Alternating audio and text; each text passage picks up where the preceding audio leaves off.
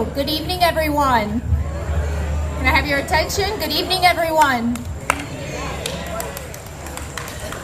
We'd like to thank you all for coming here this evening. We'd like to recognize that this is a beautiful sight, that we see the community of all faiths, of all traditions, coming together in lieu of what is happening in our country. And I just want to say that I'm very, very grateful to live in a place where, in the wake of these continual tragedies, I continue to see my neighbors showing up over and over again. We share this space with community members, faith leaders, and elected officials. We're really lucky here to be joined by so much support from our elected officials and community members, but we have to keep holding elected officials accountable that still need to stand with sensible gun reform. Because as much as I'd like to say that we are not going to be here again, it's quite possible we'll meet here again. So I thank you tonight, everybody, for just continuing to show up. Thanks so much. And I'm Lisa Perry. This is Ida Mackett. Thank you.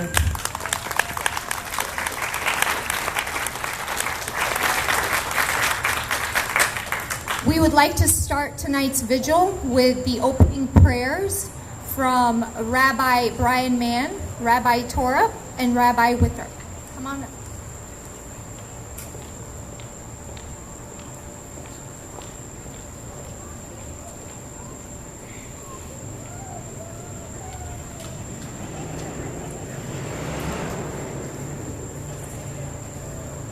We're going to begin tonight with the sounding of the shofar. The shofar, among other things, is a wail. It's a cry. And there are many parts of Jewish tradition that teach us that when words fail us, when prayers fail us, the sounding of the shofar is one way we can still cry out to the divine.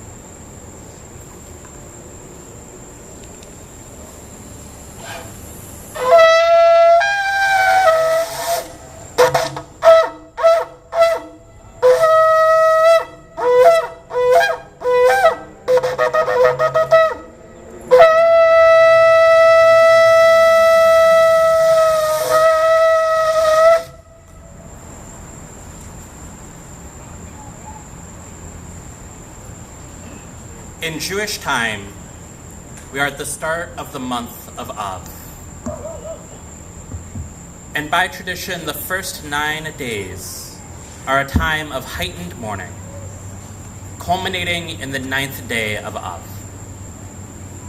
Tisha B'Av, or the 9th day of the month of Av, is a fast day, when we commemorate the destruction of the temple in Jerusalem, the loss of our first and second spiritual home, the loss of our place of ancestral worship to the divine, the moment we as a people went into exile and became refugees. The rabbis of the Talmud teach us that the temple in Jerusalem was destroyed because of sinat chinam, of baseless hatred. They follow this claim with a story. Someone was throwing a feast. Due to a miscommunication, his enemy is invited to the feast and shows up. The host is incensed. He shames his enemy. He wants his enemy kicked out of the feast, even when his enemy offers to not only pay for his own meal, but for up to half of the feast. This host is not appeased. The rabbis place themselves there, in this moment, enjoying this feast and saying nothing. This was one minor interpersonal conflict. One person so filled with anger and hate for another that he does not want him at a feast. The rabbis cite this small altercation as an example of baseless hatred, as one of the reasons we lost our spiritual home. How much more do we lose when people carry out violent acts of baseless hatred? When there are 2 mass shootings in less than 24 hours and 2 more in the same week, Yes, we need to mourn the loss of life. We need to send whatever support we can to the grieving families and communities. But that ancient rabbis make an even greater claim. When we witness baseless hatred in the world and do nothing, we lose a part of our spirituality. We lose our spiritual communities. We might even lose a part of ourselves. Throughout this last week, we have seen baseless hatred rear its ugly head again and again. We know at least one of these shooters wrote a manifesto espousing white supremacist and white nationalist ideology. An ideology filled with baseless hatred. An ideology that says if you are not a straight, white, cisgender Christian, according to a very limited interpretation of what Christianity means, male, you are a threat. You do not belong. You need to be destroyed. We are witnessing a resurgence of violent white supremacy and white nationalist attacks. This resurgence has been going on for years. We are seeing an ideology filled with baseless hatred fester and grow in this country.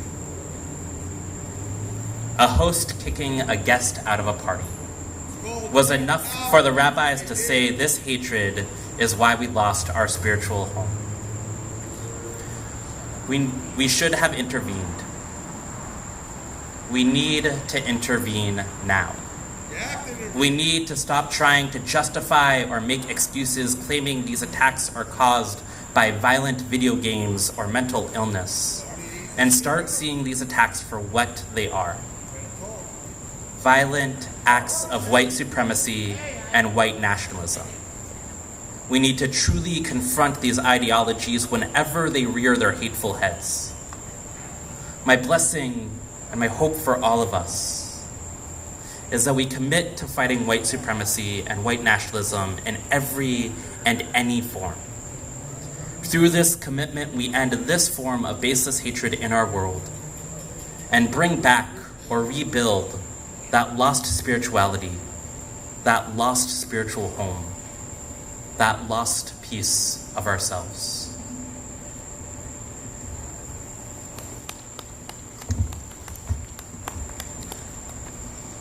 August 4th, 2019, Dayton, Ohio, 10 dead, 27 wounded. August 4th, Memphis, Tennessee, 1 dead, 3 wounded. August 4th, Chicago, Illinois, 1 dead, 7 wounded.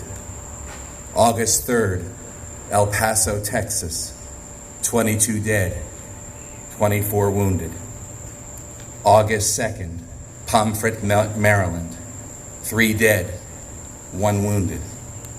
August 2nd, Suffolk, Virginia, 2 dead, 3 wounded. July 31st, Elkhart, Indiana, 3 dead, 1 wounded. July 30th, South Haven, Mississippi, 2 dead, 2 wounded. July 30th, Rosenberg, Texas, 3 dead, 1 wounded. July 28th, Chippewa Falls, Wisconsin, 5 dead, 2 wounded.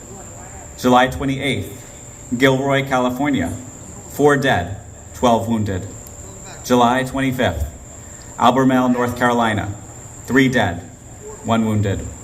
July 25th, Los Angeles, 4 dead, 2 wounded. July 23rd, Pembroke Park, Florida, 2 dead, 2 wounded. July 15th, Baltimore, Maryland, 2 dead, 2 wounded. July 8th, Manson, North Carolina, 2 dead, 2 wounded. July 7th, Flint, Michigan, 2 dead, 4 wounded. July 6th, St. Clair Shores, Michigan, 2 dead, 2 wounded. July 5th, Grapehead, Arkansas, 4 dead. July 3rd, Katy, Texas, 2 dead, 3 wounded. June 30th, Dallas, Texas, 2 dead, 2 wounded. June 23rd, San Jose, California, 5 dead. June 23rd, Abbeville, South Carolina, 3 dead, 1 wounded. June 15th, West Des Moines, Iowa, 4 dead. June 11th, Savannah, Georgia, 2 dead, 2 wounded. June 8th, White Swan, Washington, 5 dead. May 31st, Virginia Beach, Virginia, 13 dead, 4 wounded.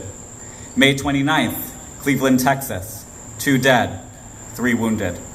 May 26th, Chicago, Illinois, 2 dead, 3 wounded. May 20th, Tulsa, Oklahoma, 2 dead, 2 wounded. May 18th, Cedar Rapids, Iowa, 2 dead, 2 wounded. May 13th, St. Louis, Missouri, 4 dead, 1 wounded.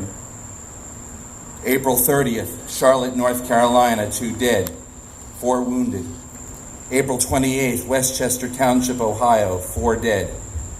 April 27th, Poway, California, 1 dead, 3 wounded. April 14th, Miami, 2 dead, 2 wounded. April 11th, Phoenix, Arizona, 3 dead, 2 wounded. April 7th, Indianapolis, 2 dead, 3 wounded. April 4th, Panama City, Florida, 1 dead, 3 wounded. April 4th, Stockbridge, Georgia, 3 dead, 2 wounded. March 19th, Phoenix, Arizona, 2 dead, 4 wounded. March 15th, Mobile, Alabama, 2 dead, 3 wounded. February 22nd, Birmingham, Alabama, 2 dead, 2 wounded. February 21st, Elizabethtown, Kentucky, 2 dead, 2 wounded. February 21st, Houston, Texas, 2 dead, 2 wounded. February 18th, Solon Township, Michigan, 4 dead. February 17th, Henderson, Texas, 2 dead, 2 wounded. February 16th, Clinton, Mississippi, 4 dead. Aurora, Illinois, February 15th, 6 dead, 6 wounded. Livingston, Texas, February 11th, 5 dead.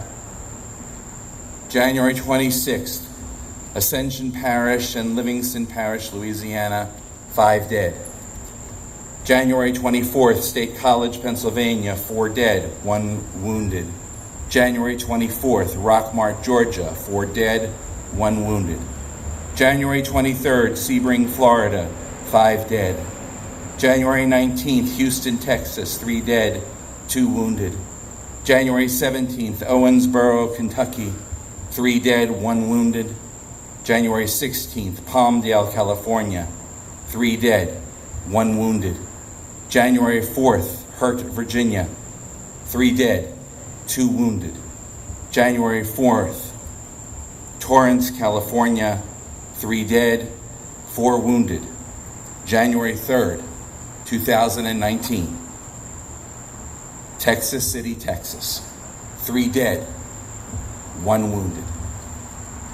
In the first 7 months of 2019 across the United States, we have witnessed a total of 248 shootings, 2 in schools, 1 in a place of worship, all told resulting in 246 souls killed and 979 human beings wounded.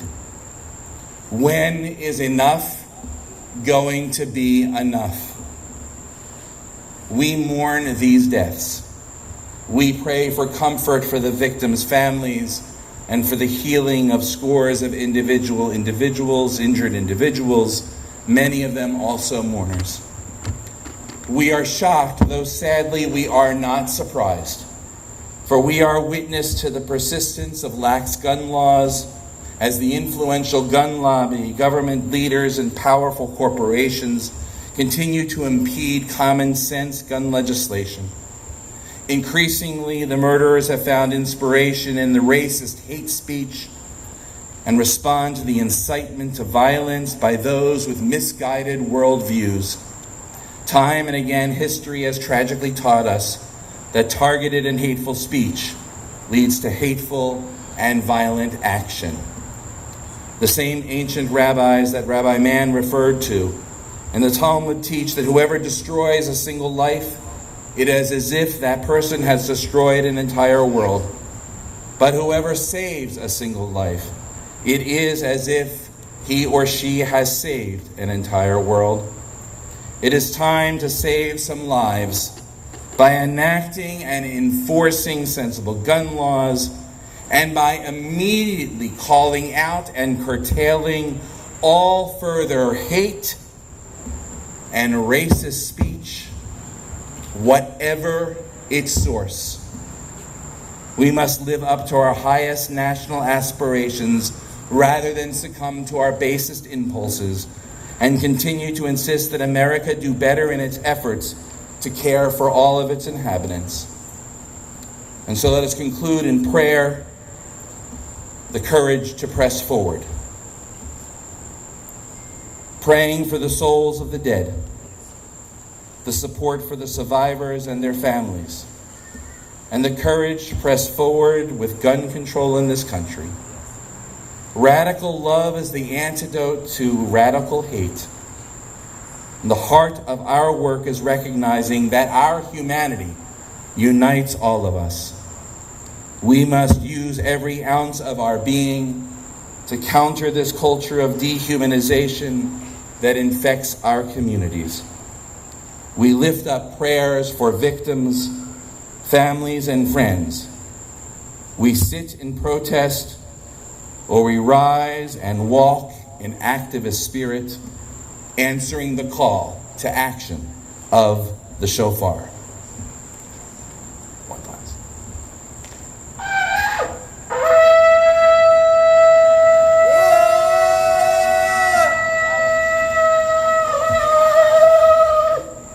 And let us all say, Amen. Amen.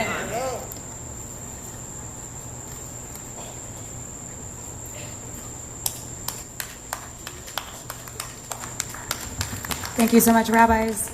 Now I'd like to introduce Ida Makic from the Muslim community and Pastor Andy Oliver from Allendale UMC.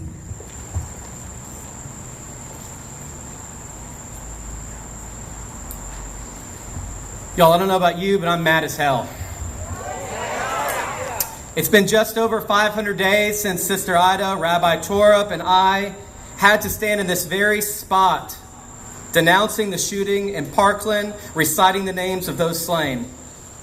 And since then, many of us have stood with our Muslim siblings in the rise of Islamophobia. We've locked hands with our Jewish siblings in the rise of anti-Semitism. We've marched with our transgender siblings who continue to be the greatest target. We have taken buses to Tallahassee. We've contacted our elected officials. We've protested. We've had vigil after vigil after vigil after vigil. And not a damn thing has changed. Our mutual faiths teach us that prayer without action is dead. The Quran teaches us faith consists of both words and deeds.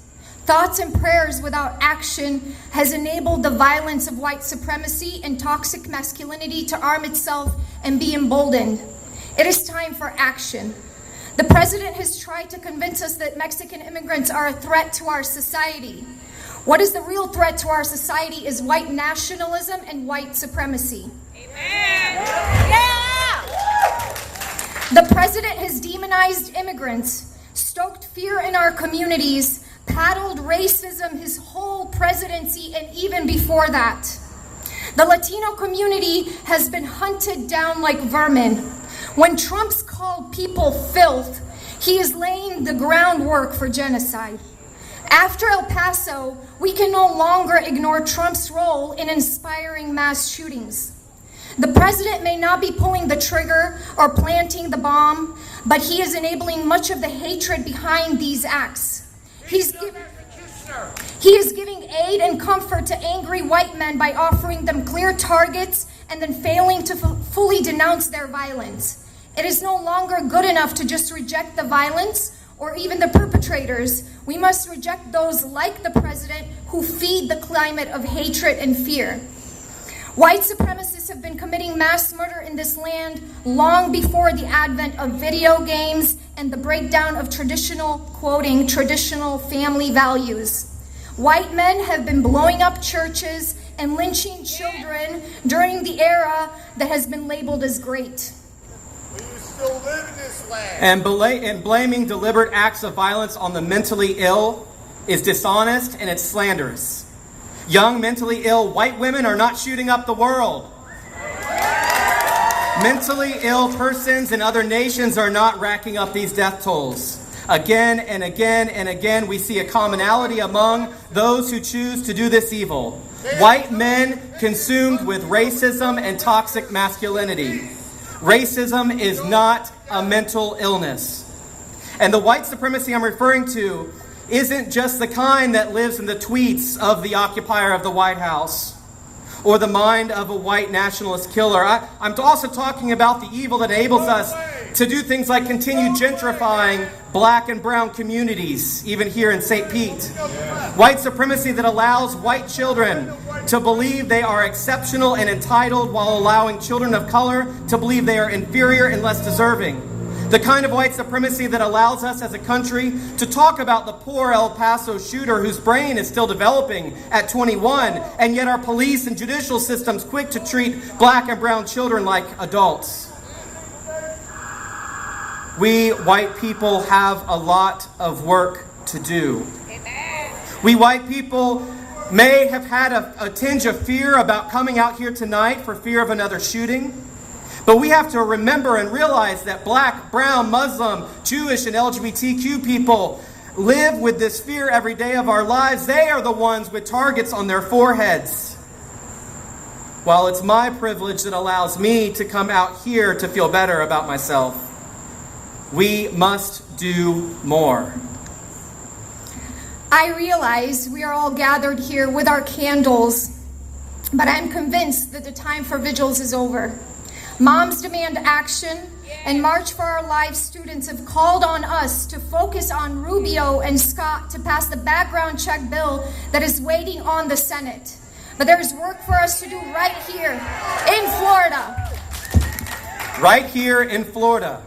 In response to these mass shootings, Florida's Attorney General Ashley Moody has responded by doubling down on trying to resurrect an unconstitutional preemption law that would prevent communities like St. Pete and Tampa from passing local gun legislation.